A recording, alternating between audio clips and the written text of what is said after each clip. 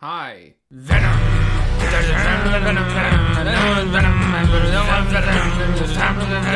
Here. And I watched Venom Let There Be Carnage, and it was better than the first one? But only coming from certain perspectives. In terms of character consistency and script cohesion, no it is not. Let There Be Carnage is a cinematic inside joke in which many people will see and leave thinking it is the most incoherent, atrocious piece of garbage in the entire world. Because of course this movie's objective is not to be good. The first Venom movie was a tonally jumbled mess, but the comedy of all things led to its success as a cult hit. The level of writing in Venom 2 suggests they built the entire script around the fan reaction, resulting in a rowdy script of violently stupid non sequiturs, your enjoyment of which will depend on how in on the joke you are. Each and every memeable part of the original movie returns and is given such extended presence the plot may as well not be there. Lady Venom is back. A good third of the scenes are just Eddie and Venom riffing on each other. The bickering old couple dynamic between them is what the movie is most concerned with. They even got Eminem back on the soundtrack, but sadly we're not blessed with our pal Marshall trying to find words that rhymed with Carnage for the hook.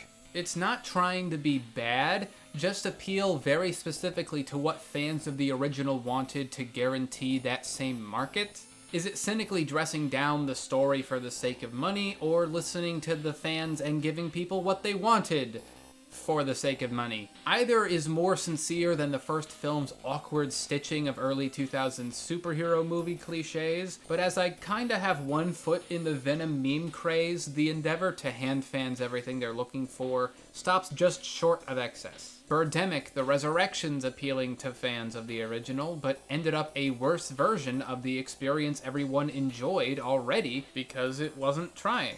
Let There Be Carnage is nowhere near that much an excessive failure, but it almost tries too hard. Lest we forget, the fan service is all a smokescreen used to justify a truly brainless script. Let There Be Carnage is awfully put together. Whether out of oversimplicity or contrivance, every plot thread seems lazy. Despite what they've created, the characters are not at all consistent with their comic counterparts, and sometimes even the first film. The film is taking itself far less seriously, which helps, but only so much. Considering this is supposed to be for fans of the genre and the first movie, it's ironic that the core comic book movie elements of action, story, and character have not improved at all. And one thing that I outright hated in this movie was the lighting on the titular Carnage.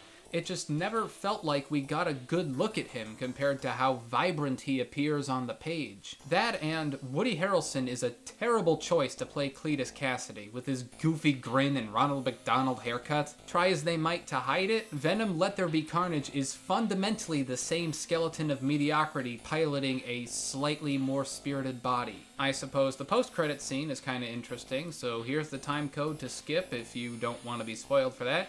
Here we go. So Venom is in the MCU now. Eddie's sitting in a hotel room when the sky explodes, and then the news broadcast exposing Spider-Man from the end of Far From Home is on the TV, to which Venom points at him, says, "That guy," and then licks the television. And I'm fine with this Venom being in the MCU.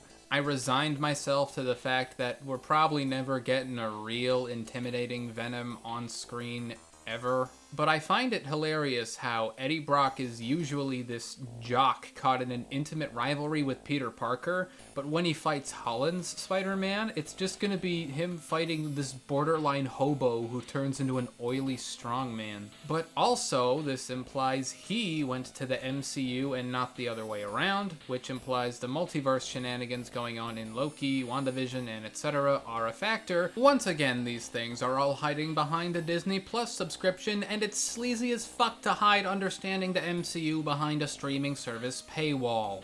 Even in the tornado of fan service and jokes, Let There Be Carnage is still decidedly middle of the road due to a lack of variety. With nothing to keep you on your toes or stimulate you besides the same couple of tricks, after a while it just becomes stale, if never really that obnoxious. I'm giving Venom Let There Be Carnage a 5 out of 10. Anyway, did you like this movie more than me, less than me? Well, if you care to, please tell me. And as always, if you like not only words, but the way I arrange and then say them, please consider giving this video a like and subscribing to me, Brian from the channel Brian. Thank you, and goodbye.